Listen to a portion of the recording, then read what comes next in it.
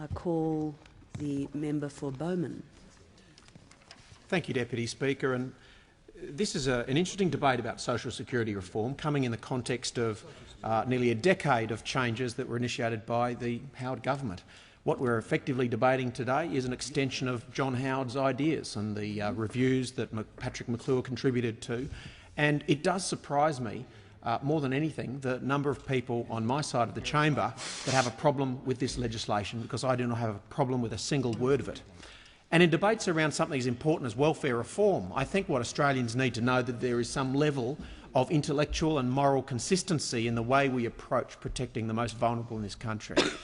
And I would say that on this side of the House we have forged since the mid-90s, bringing the words "work for the dole" back into common parlance, where it could be uttered at a barbecue without being shown to the door, to a point now where there is an expectation that one contributes as a working-age adult, be you not incapacitated or a primary caregiver to a large number of children, as well as you possibly can. And the job of the welfare system is to engage every Australian to give an opportunity to contribute as best they can. And let us not forget the words of Noel Pearson, who said, "The more you raise the payments for inactivity, the more it becomes a welfare pedestal from which you cannot escape." Now, 10 years ago, these thoughts could not be uttered in groups of more than two or outside of a right-wing think tank, but now the world has changed. Now what we acknowledge, and Prime Minister Cameron in the UK just 2 days ago has pointed out, that we may well be moving towards a superior system where there is a single payment for those in need, adjusted simply for the needs of those that are dependent to you, or for the needs of those who may well have a disability. We need to potentially move to a social security system, Deputy Speaker, that pays a lot more to a severely disabled Australian than just a standard pension. The simple notion that when you attain a disability support pension, you're paid the same as an old age pension, and if you're more disabled than others, it's just bad luck, there's a single payment, will have to change. There will be a time where we have to tailor these payments directly to the needs of individuals. But the one thing that right-of-centre governments have worked on around the world is the proposition that everyone should not only be able to give, but the state should assist them to give as best they possibly can. And so long as you are paying $529 on a New Start allowance and $648 on a disability support pension or a parenting pension, there's very little drive to go out and do anything other than have a series of excuses why you can't work. And we are in an economy that is predominantly a capital over labour economy. There is too much capital in this country to not be utilising our labour as well as we can. We have a participation rate lower than many nations in the Northern Hemisphere. And our job on this side of the chamber is to raise that number, to hold the hand of every Australian and say there is no reason why you cannot be in the workforce. I've been privileged to employ 2 disabled people in my office, and I've learnt that a simple piece of software can open up an entire world to people who could never have dreamed of working in the office of a politician. I have 2 mums working in my office, and they never come in until their kids are looked after. And if there's a problem, they leave to look after their kids. So this is a cultural shift we need to be thinking about. There are plenty of opportunities for the people we are debating today who may well back in my electorate be saying, "I'm $112 worse off a week after these changes." And I say, not if you get a job. Because we are paying to take your kids to school through publicly funded assets to keep your kids at school and give them a great start in life. Why cannot a parent whose children are in publicly funded facilities find time to work in those intervening hours? But as long as we persist with a $529 payment and we grandfather everyone since 2006, it simply won't change until they're forced off the payment by the age of their youngest child. Now, all we're doing today is unravelling the grandfathering that Prime Minister Howard put in place to ensure that this transition from welfare to work was smoother. And it's an old and important and valuable political tool. Grandfather those who are currently potentially affected and implement it as of today.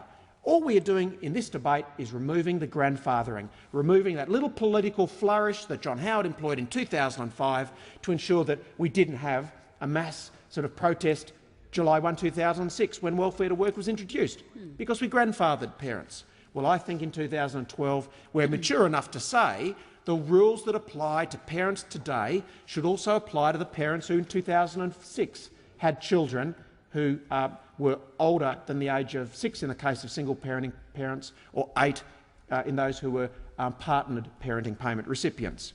There is nothing inconsistent about that. And I'm frankly a little disappointed that my side of the chamber isn't firmly behind the government in doing all of this to the letter.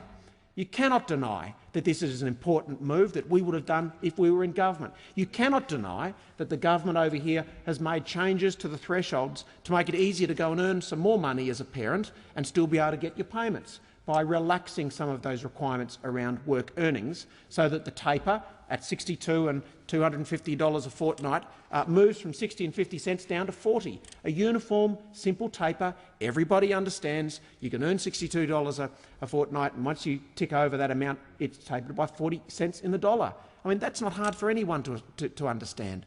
Look, this is the basic proposition. If you are a working-age adult in this country, and I don't care if you live in an Aboriginal community or the centre of Sydney, it's a reasonable proposition. If you're not incapacitated, okay, if you have children who attend state-funded education, it's a reasonable proposition to ask every one of those to fulfil a work obligation, an activity requirement, a work, study, training test. Let's not pick on the 16-year-old and 17-year-old mums.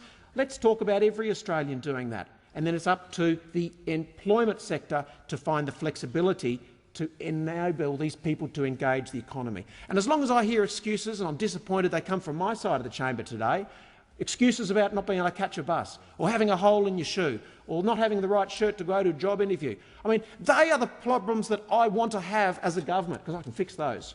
But the problem I can't fix is having the welfare pedestal of $5.29 a fortnight that's a blind entitlement, where the people who fund the welfare system are so separated from those who receive it that this simply becomes an entitlement, a line in a Centrelink brochure. And that's the money I'm entitled to, and don't anyone take it off me. Well, that is not a sustainable welfare system. That wasn't what Beveridge conceived, over a century ago. What we need is a tailored, individualised, case-managed welfare system that can identify a person's need individually. And as I've said, there are people who need more money than they currently get.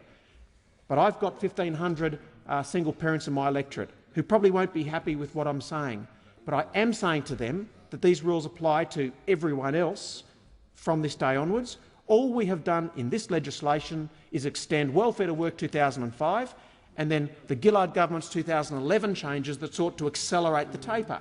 They simply said that if you have children who are aged 13 or 14, you can keep the payments till you're 15. If they're age 12, you can have them for another 2 years.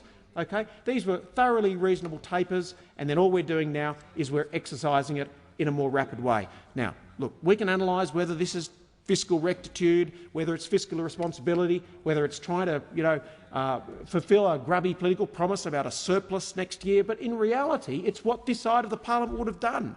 So how can we possibly have a debate about what the right of politics right around the world has been working on over the last 2 decades? And people on my side of the chamber should be patting themselves on the back and saying we've reached a point where a government can hold their head high, left of centre, and suggest these changes. I mean, doesn't that suggest a real paradigm shift? I mean, that's something that the right can be proud of, that John Howard played a major role in.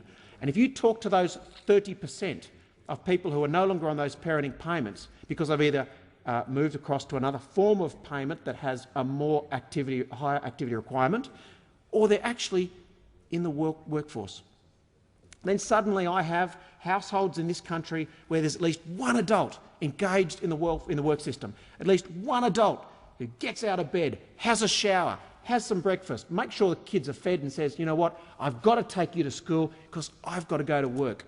And look, I'm not going to apply sort of any value judgments around the image I've just created, but I'll tell you what, the evidence speaks for itself. Everything from the Whitehall studies in the UK through to all of the world's work that indicates through any meta-analysis that connection to work, connection to a capability, Amartya Sen's description of these very issues means health improves, means welfare reliance reduces, means abuse of children falls. And everything is centred around a capability, because only with capability can come opportunity.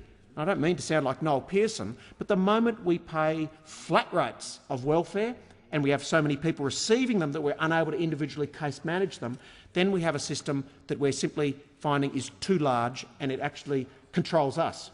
We must take back control and make our welfare system something that is truly tailored to those who need it most. Now, they're cheap words, but in this legislation, they're fairly simple, modest changes. And they're not changes that leave people destitute. They are changes that leave people with choices. And all a Western economy can aspire to is to provide people with reasonable choices, let the state run the economy so that jobs are available, have money there to move people if work is in other parts of the country, and finally have a system where we constantly review people who need it, and for those who are seriously and permanently disabled, we stop molesting them and asking them to go out figuratively and chase work.